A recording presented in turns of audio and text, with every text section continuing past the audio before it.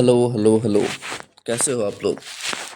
तो पिछले बैकएंड के सीरीज़ में हमने काफ़ी अच्छा चीज़ देखा था जिसको हम बोलते थे V8 इंजन। ठीक है। जावास्क्रिप्ट में जो V8 इंजन का कॉन्सेप्ट है भाई वो बहुत डेप्थ में है और मैं ट्राई कर रहा हूँ इस चीज़ को थोड़ा ईजिली डिफाइन करने का। और ऑलरेडी मैंने कर रखा है, V8 इंजन की बात हमने प्रीवियस लेक्चर में करी है। और आज जो हम स्टार्ट करने वाले हैं वो है second part of node JS architecture. Second part of node JS architecture का मतलब मैंने बताया था हम लिव यूवी के बारे में। ठीक है, मैंने बताया था लिव यूवी क्या है हमारे पास। लिव यूवी एक लाइब्रेरी है। लिव यूवी एक लाइब्रेरी है जो कि एसिंक्रोनस ऑपरेशंस परफॉर्म करती है। आप ये डेफिनेशन लिख लेना अगर आप नोट्स बनाते हो या फिर एज काइंड ऑफ समरी लिखते हो तो ये चीज़ आप लिख लो कि libUV क्या है हमारे पास। एसिंक्रोनस ऑपरेशंस को मैनेज करने के लिए हमारे पास एक लाइब्रेरी है। समझ आ गई चीज़ें? ठीक है, ठीक है। इसकी आज हम वर्किंग की बात देखेंगे कि वर्किंग में क्या होता है, libUV भाई साहब कैसे काम करते हैं। ठीक है, कैसे परफॉर्म करता है। तो अगर हम आर्किटेक्चर की बात करें नोड.जेएस आर्किटेक्चर में, तो मैं ऊपर आ रहा हूँ थोड़ी सी, पिछले लेक्चर का देखते हैं थोड़ा सा। तो आर्किटेक्चर में देख लो आप, फर्स्ट चीज़ हमारे पास क्या था? फर्स्ट चीज़ हमारे पास क्या था? एक V8 इंजन।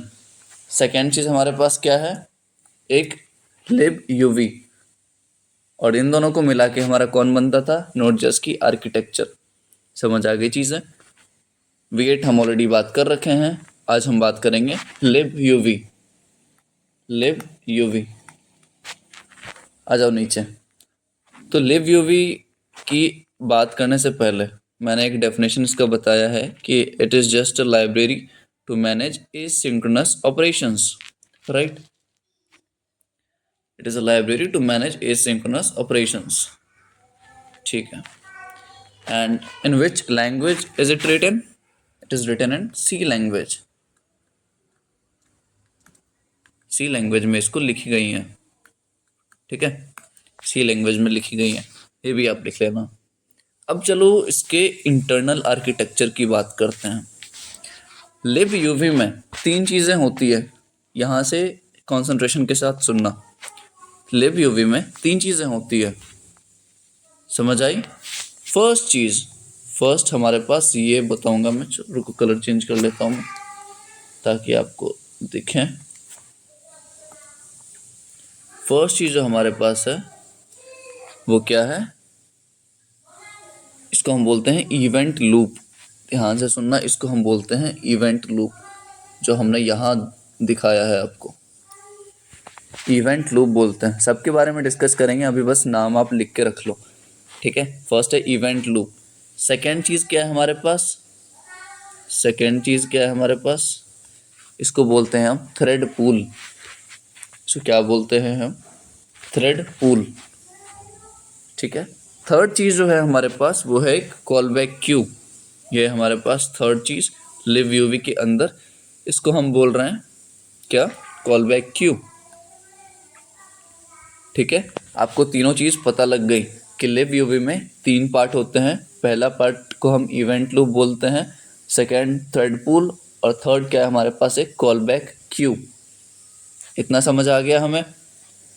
अब हम जो देखेंगे, हम एक एक करके तीनों की फंक्शनैलिटी देखेंगे। हम क्या करेंगे? एक एक करके तीनों की फंक्शनैलिटी देखेंगे कि इवेंट लूप क्या होता है हमारे पास थ्रेड पुल क्या है और कॉल बैक क्यू क्या है। ठीक है, तो सबसे पहले हम बात करेंगे आज इवेंट लूप के बारे में। ठीक है, इवेंट लूप के बारे में आज बात करेंगे। आ जाओ, इसको मैं थोड़ा सा क्लियर कर लेता हूँ पहले ताकि साफ सुथरा दिखे आपको। और आज हम क्या बात करेंगे? इवेंट लूप, जो पहला पार्ट है libUV का। डायग्राम देख के घबराना मत, बिल्कुल मत घबराना, अच्छे से समझा दूंगा मैं, कोशिश करूंगा समझाने की। ठीक है, और कुछ ना समझ आए तो आप कमेंट करते रहना। ठीक है, तो ये रहा हमारा इवेंट लूप का, वो जो आप छोटा सा ऊपर देखे थे ना पार्ट, वही है इवेंट लूप के अंदर का ये खेल है। ठीक है, ये पूरा गेम किसका है, ये पूरा गेम किसका है, ये गेम है हमारा इवेंट लूप का, ये गेम है इवेंट लूप का। इवेंट लूप के अंदर ये काम होती है, ठीक है, समझ लिया हमने। अब चलो ये काम कैसे करता है, ठीक है। अब लिखते जाना मेरे साथ, अगर आप लिख रहे हो तो मेरे साथ लिखते जाना, ठीक है।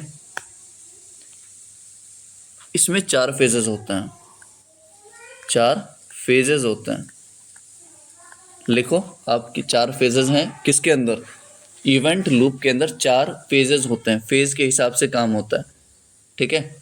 पहला फेज, फर्स्ट फेज जो है हमारा टाइमर फेज, इसको हम क्या बोलते हैं, टाइमर फेज, टाइमर फेज, ध्यान से सुनना, टाइमर फेज, मैं 4 बार 5 बार रिपीट कर रहा हूँ इस चीज को। टाइमर फेज में क्या होगा, फॉर एग्जाम्पल मेरे पास कोई एसिंक्रोनस कोड है, एसिंक्रोनस कोड है, फॉर एग्जाम्पल एपीआई कॉलिंग कर रहा हूँ मैंने अपने कोड में एपीआई कॉल किया, ठीक है।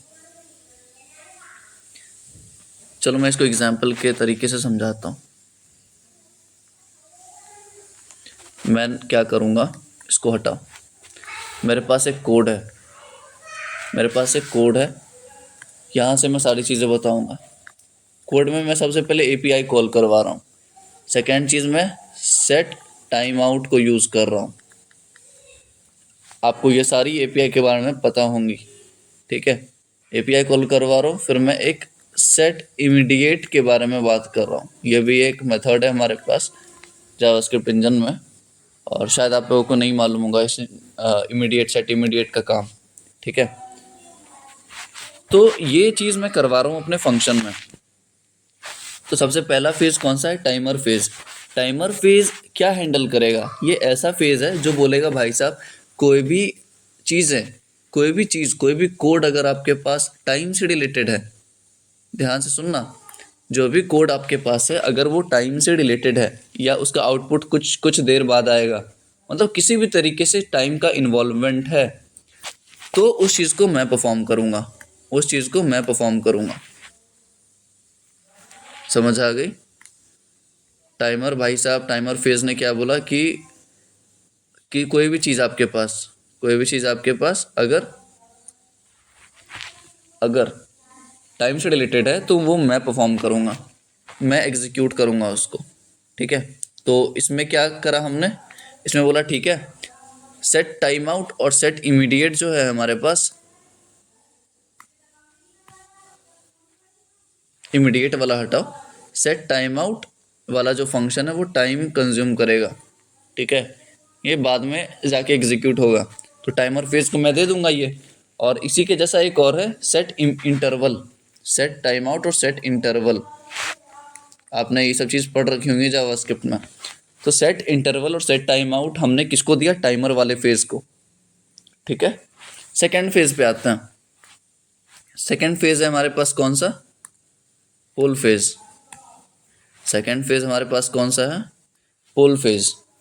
पोल फेज ये क्या करेगा, ये इनपुट आउटपुट ऑपरेशंस को हैंडल करेगा,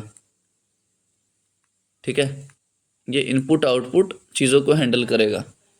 जैसे कि एपीआई कॉलिंग आप करवा रहे हो, जैसे कि आप एपीआई कॉल करवा रहे हो, ठीक है, तो ऐसे चीज़ों को पोल वाला फेज हैंडल करेगा, जिसमें भी इनपुट आउटपुट का खेल रहेगा ना। फॉर एग्जांपल एपीआई कॉल में क्या होता है, हम कुछ फेच करते हैं, ठीक है, फेच करते हैं और उसके हिसाब से हमारा कुछ आउटपुट देते हैं, यहाँ पे रिटर्न करते हैं, समझ आ गया।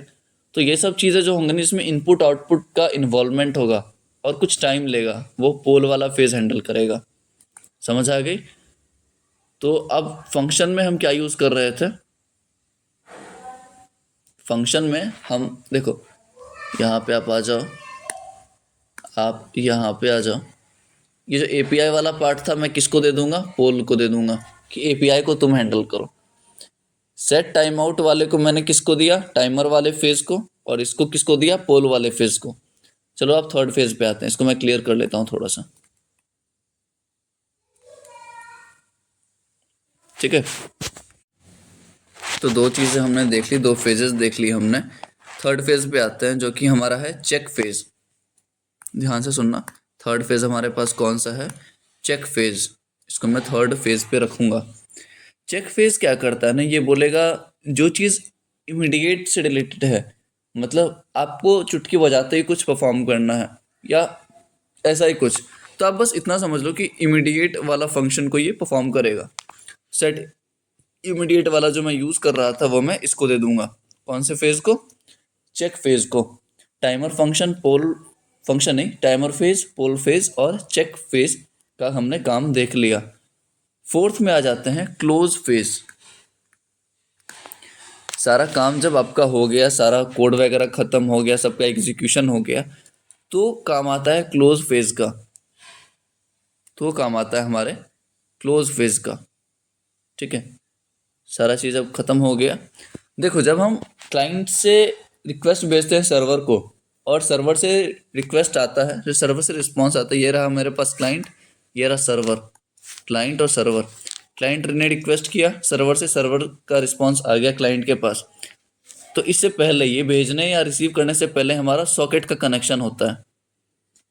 मैं अभी डिस्क्राइब करूंगा वेब सर्वर्स का ये सारा डिटेलिंग, बट अभी के लिए आप ये समझो कि क्लाइंट जब सर्वर से बात करता है तो सबसे पहले उसको सॉकेट का सेटअप करना पड़ता है। सेटअप हो गया, फिर ये सॉकेट के सेटअप को क्लोज करता है जब इसको रिसोर्सेज मिल जाते हैं। तो इतना समझ लिया आपने?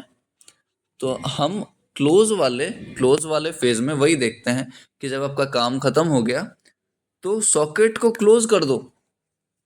अब समझा आपने? तो मैं क्या बोला कि सॉकेट को आप क्लोज कर दो। सॉकेट का सेटअप किया था हमने कनेक्शन किसके साथ? सर्वर के साथ। ठीक है, काम हो गया आपका सारा, आप क्लोज कर दो।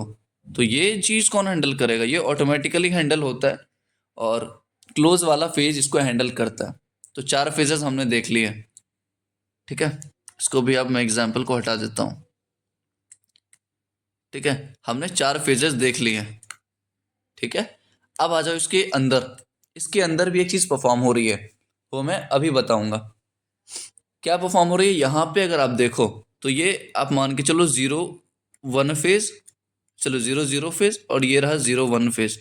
ऐसा मैं क्यों लिख रहा हूँ? बाइनरी में क्यों लिख रहा हूँ मैं? ऐसा बाइनरी नहीं है, ऐसे ही मैं डिनोट कर रहा हूँ।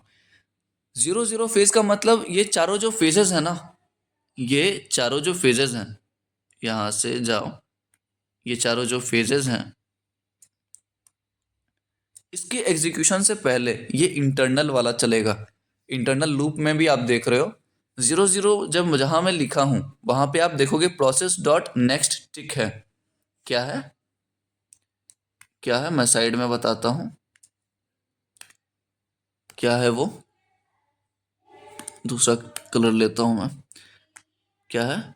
Process dot next tick. ठीक है, इसका क्या है रोल?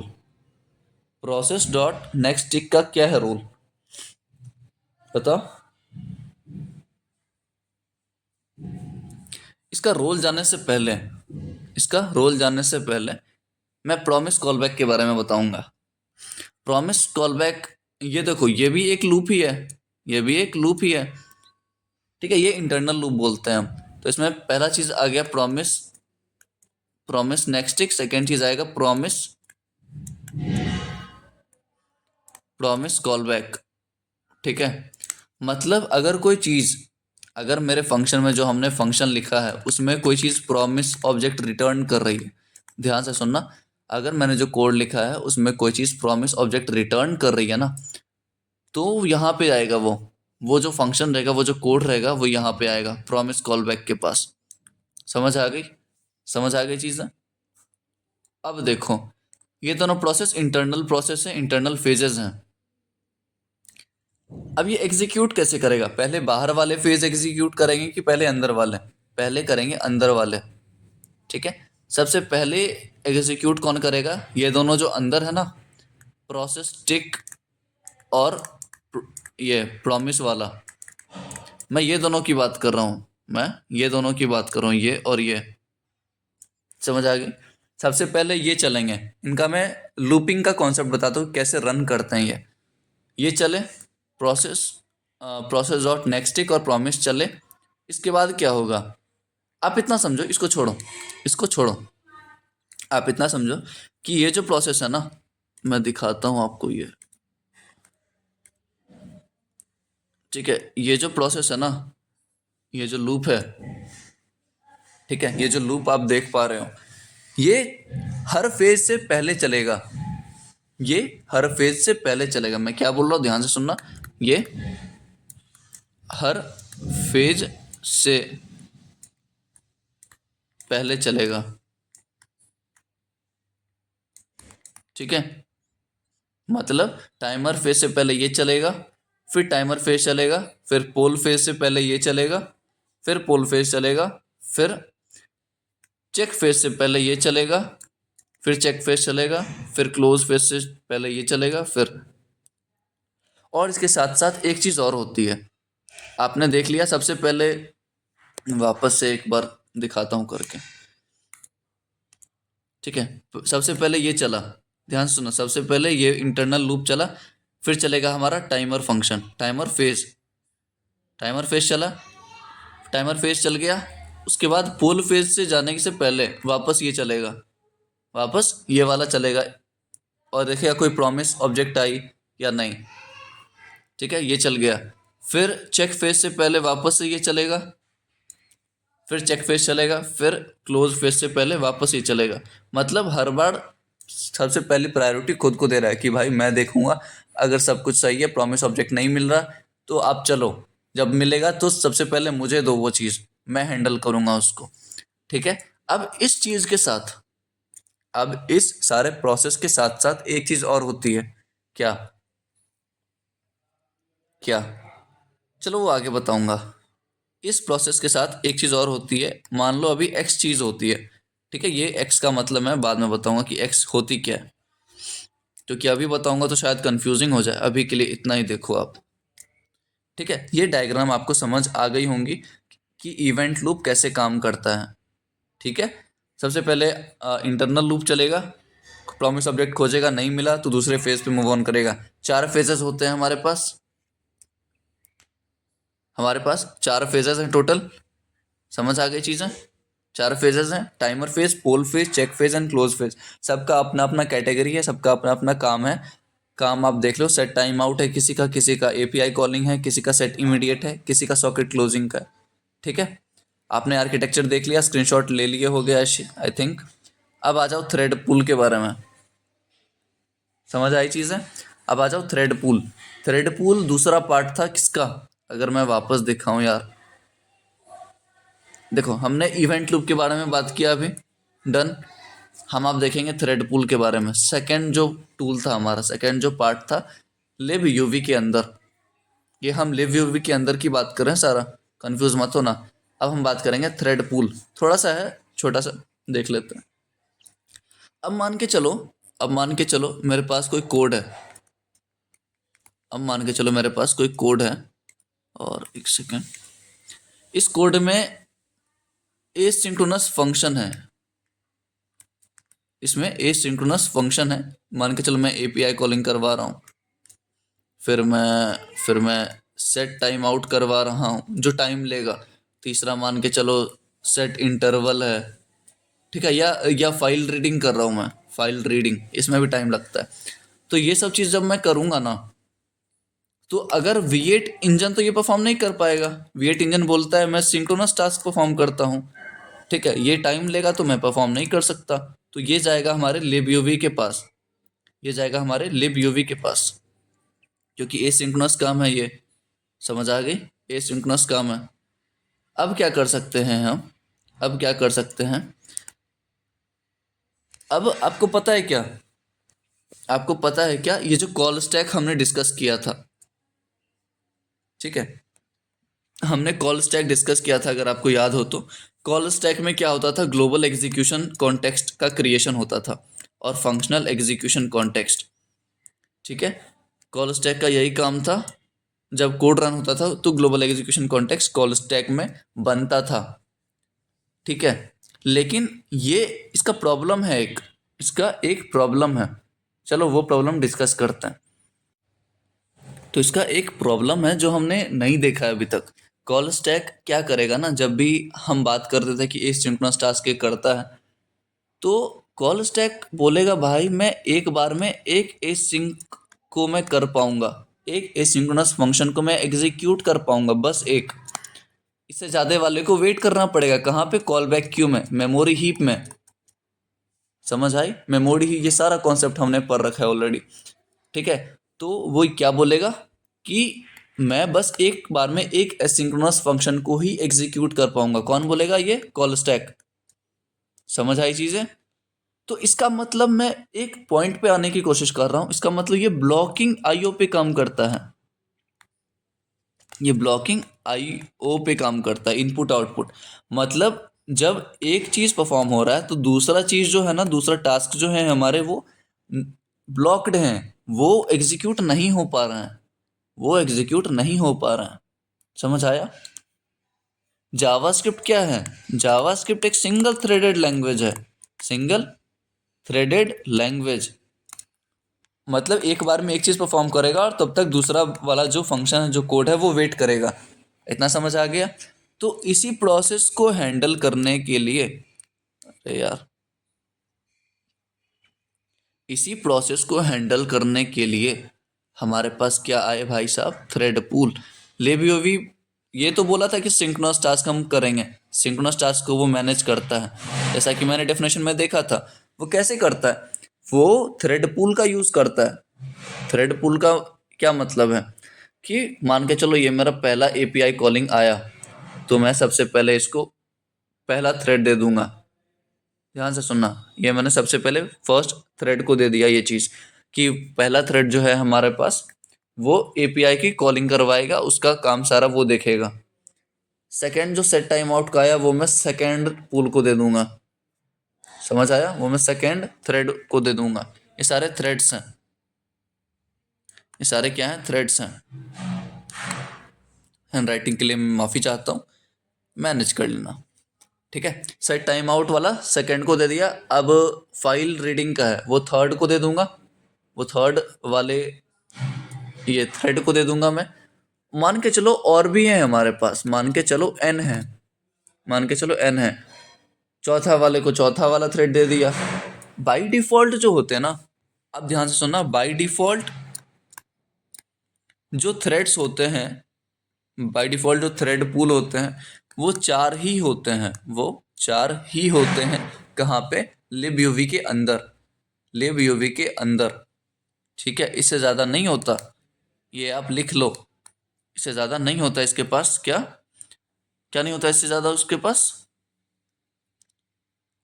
थ्रेड्स, थ्रेड्स चार ही होते हैं। लेकिन अब बोलोगे आप कि यार चार काम के बाद पांचवा जो काम, जो फंक्शन था हमारे पास, वो कौन करेगा? फिर वो आ जाएगा फर्स्ट वाले पे। ध्यान से सुनना, चार चार थ्रेड को चार काम मिल गया, अब पांचवा जो आएगा वापस फर्स्ट वाले पर जाएगा, छठा वाला जो आएगा वापस सेकंड वाले पर जाएगा, ऐसे काम चलेगा। तो थ्रेड पूल की ज़रूरत क्यों पड़ी? क्योंकि जावास्क्रिप्ट एक सिंक्रोनस लैंग्वेज है, सब चीज़ लाइन बाय लाइन एग्जीक्यूट हो रही है, तो ये ब्लॉकिंग आईओ पे काम कर रहा था,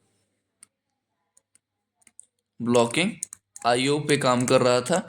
मतलब ये जब काम करेगा, दूसरे फंक्शंस, दूसरे कोड वेट करेंगे। इसी प्रॉब्लम को किसने सॉल्व किया? हमारे लिबियोवी भाई साहब, जिसमें कि थ्रेड पूल का कॉन्सेप्ट है, और थ्रेड पूल के बारे में आप जान चुके हो। इतना हमारा आज का कॉन्सेप्ट है। होप सो आपका दिमाग ज़्यादा खराब नहीं हुआ होगा। ठीक है, हम मिलते हैं नेक्स्ट लेक्चर में, तब तक अपना आप दिमाग ठंडा रखो, और वापस हम देखेंगे। ये रहा V8 आर्किटेक्चर के बारे में बातें। ठीक है, और कॉल बैक क्यू के बारे में बताऊं क्या? क्योंकि दो चीज़ तो हमने डिस्कस कर ली है, इवेंट के बारे में, थ्रेड पूल के बारे में। अब कॉल बैक क्यू के बारे में थोड़ा सा देख लेते हैं, इसमें डिस्कस नहीं करेंगे अपन, थोड़ा सा अभी 2 मिनट में डिफाइन कर देता हूं मैं। कॉल बैक क्यू क्या करेगा ना, call back cube root perform कर रहा है, ये ट्रैक करता है। ध्यान से सुनना, कॉल बैक क्यू हमेशा देखते रहेगा कि मेरे पास इवेंट लूप से कुछ आ रहा है। इवेंट लूप में काफ़ी सारे फेजेस देखे थे हमने, वो फेज से कुछ इसके पास आ रहा है, ये बाई डायरेक्शनल होंगे पहली तो। ठीक है, या फिर थ्रेड से मेरे पास कोई ऑपरेशन आ रहा है, तो ये दोनों जो एग्जीक्यूट करेगा ना, फॉर एग्जांपल इवेंट लूप में कुछ चल रहा है, तो वो कॉल बैक क्यू में भेज देगा। थ्रेड पूल में कुछ चल रहा है तो वो भी अपना कॉल बैक क्यू में भेज देगा। और कॉल बैक क्यू जो है ना, ये प्रायोरिटाइज करता है, क्या करता है, प्रायोरिटी में रखता है कि इवेंट लूप का ज़्यादा इंपॉर्टेंट है काम करना या फिर थ्रेड पूल का। तो इसमें डिटेल नहीं देखना, ये बस ट्रैक करता है, इतना आपको पता होनी चाहिए। और ये साथ काम करता है इवेंट लूप और थ्रेड पूल के साथ। एक चीज़ और है भाई, आप तो बोल रहे हो कि बस कर भाई बहुत हो गया, बट मैं एक चीज़ और बता रहा हूँ कि जब ये सारा चीज़ परफॉर्म हो रहा है ना, जब लिव यूवी अपना काम कर रहा है, जब लिव यूवी अपना काम कर रहा है, तो एक चीज और है जो नजर रख रही है इस पे। कौन कौन भाई? इसमें भी कहीं ना कहीं गार्बेज कलेक्टर का एक कॉन्सेप्ट है, वो मैं देख के बताऊंगा आप लोगों को, क्योंकि मैं गलत इन्फॉर्मेशन नहीं देना चाहता। ठीक है, गार्बेज कलेक्टर होती है शायद इसमें, तो वो भी ट्रैक करेगी सारी चीज़ों को। ठीक है, अभी के लिए आप इतना समझो कि कॉल बैक क्यू तक ही रहने देते हैं, और ये दोनों को ट्रैक करेगी, इवेंट लूप और थ्रेड पूल को। और जहाँ से इसको ऑपरेशन मिलेगा वहाँ से ये प्रायोरिटाइज करके टास्क एग्जीक्यूट करेगी। तो ये रहा हमारे लेक्चर का एंड। ठीक है, हमने आज देखा लिव के बारे में, जिसमें कि इवेंट लूप थे, थ्रेड पूल था और कॉल बैक क्यू थे हमारे पास। और इवेंट लूप के बारे में 4 फेजेस देखे हमने, थ्रेड पूल क्या होता है, कॉल बैक क्यू क्या ट्रैक करता है। ठीक है, तो चलो नेक्स्ट लेक्चर में बात करते हैं। Bye bye. नेक्स्ट लेक्चर में हम क्या देखेंगे बता देता हूँ मैं। नेक्स्ट लेक्चर में हम देखेंगे लिव यूवी का देख लिया। नेक्स्ट लेक्चर में हम बात करेंगे working of web servers, web server कैसे काम करता है। अब नया टॉपिक स्टार्ट होगा, यहाँ तक इसका समाप्त हो गया, आप खुश हो जाओ। चलो बाद में बात करते हैं।